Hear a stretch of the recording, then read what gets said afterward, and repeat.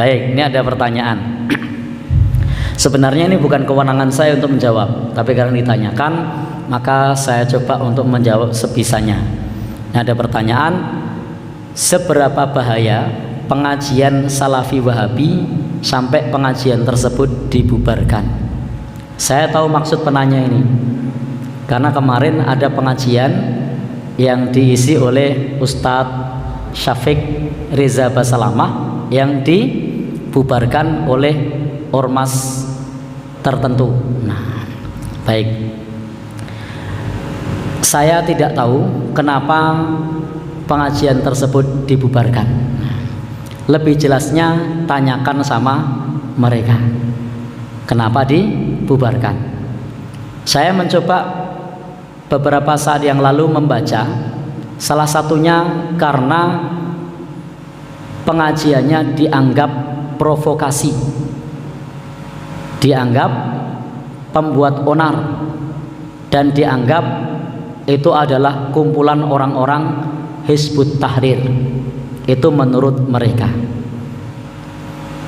Padahal antara Hizbut Tahrir dengan Salafi Wahabi itu dua hal yang berbeda. Ideologinya juga beda. Itu beda.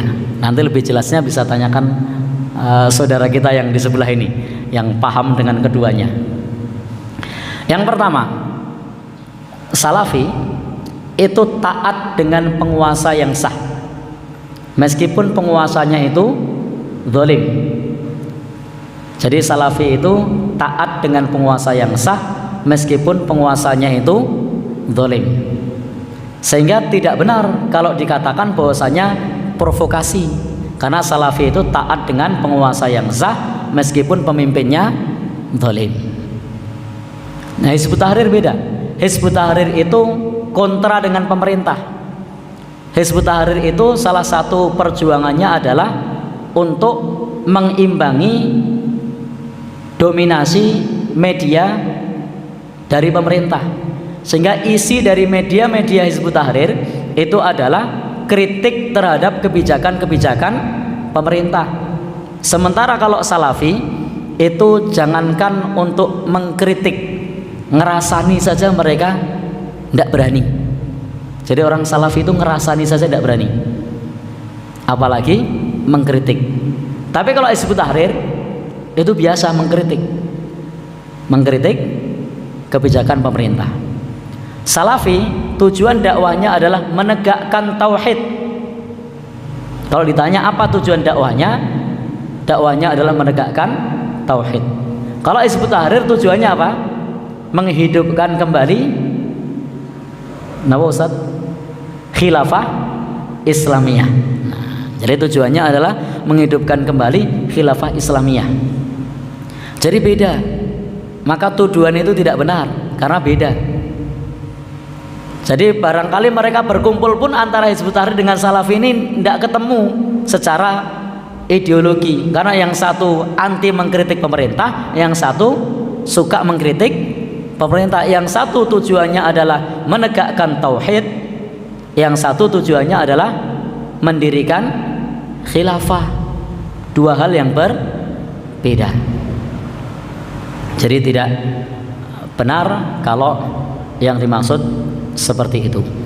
Kemudian terkait dengan Salafi ini juga berbeda dengan Muhammadiyah. Kalau di Muhammadiyah ketika Ramadan itu menggunakan kriteria wujudul hilal, hisab.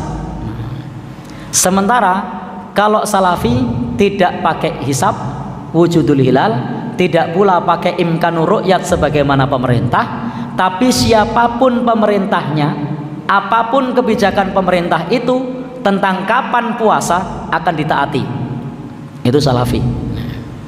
Sehingga ketika Salafi dituduh sebagai organisasi yang anarki, yang provokasi, yang melawan kepada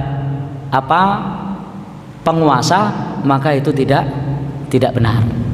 Tetapi kalau kemudian disebut sebagai organisasi, salaf disebut organisasi, itu juga tidak benar, karena salaf itu tidak ada pimpinan pusatnya, tidak ada pimpinan daerahnya, tidak ada pimpinan wilayahnya, tidak ada pimpinan cabangnya, tidak ada pimpinan rantingnya, dan tidak punya anggota pasukan keamanan.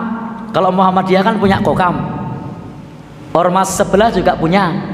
Kalau Salafi enggak, karena memang bukan organisasi. Salafi itu bukan organisasi. Kalau Hizbut Tahrir, betul, Hizbut Tahrir itu organisasi dan sudah dibubarkan organisasinya. Nah, kenapa harus diungkit-ungkit lagi? Sudah dibubarkan organisasinya Hizbut Tahrir itu. Tapi kalau Salafi itu bukan organisasi. Maka ketika banyak para thalibul ilmi yang pulang dari Universitas Islam Madinah, yang pulang dari Timur Tengah, yang mereka kemudian berdakwah di negeri kita, yang mengusung satu tema dakwah untuk kembali kepada Al-Quran dan As-Sunnah, untuk tasfiyah, memurnikan ajaran Islam, maka itu adalah gerakan mereka. Itu adalah kesadaran siapapun yang mereka ingin kembali kepada Al-Quran dan As-Sunnah. Jadi tidak punya organisasi, tidak punya organisasi. Dan bisa jadi Salafi yang ada di Jogja dengan yang ada di Jawa Timur, dengan yang ada di Jawa Barat, alumni dari Yaman, alumni dari Saudi, itu punya fikih yang berbeda. Jadi punya fikih yang berbeda.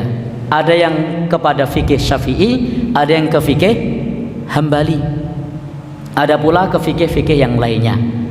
Jadi kalau kemudian disebut organisasi, Salafi bukan organisasi, tapi itu adalah manhaj, itu adalah metode dalam berdakwah untuk merujuk kepada Al-Quran dan As-Sunnah. Dan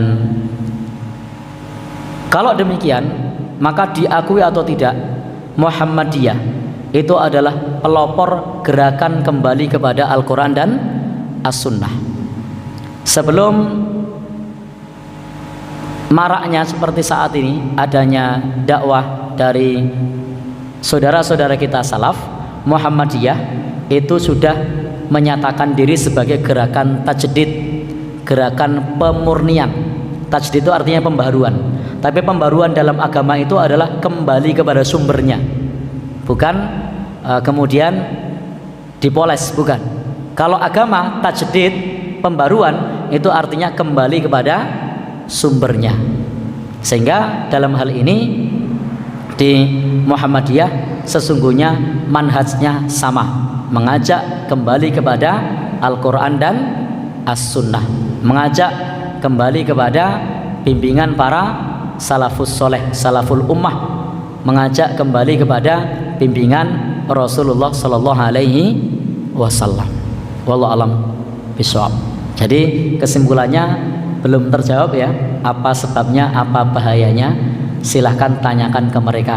Karena kalau disebut sebagai anarki, provokatif, provokasi, kemudian melawan pemerintah dan seterusnya, maka itu tidak benar, karena ideologinya tidak sama dengan ideologi Hizbut Tahrir. Wallahu alam bishawab.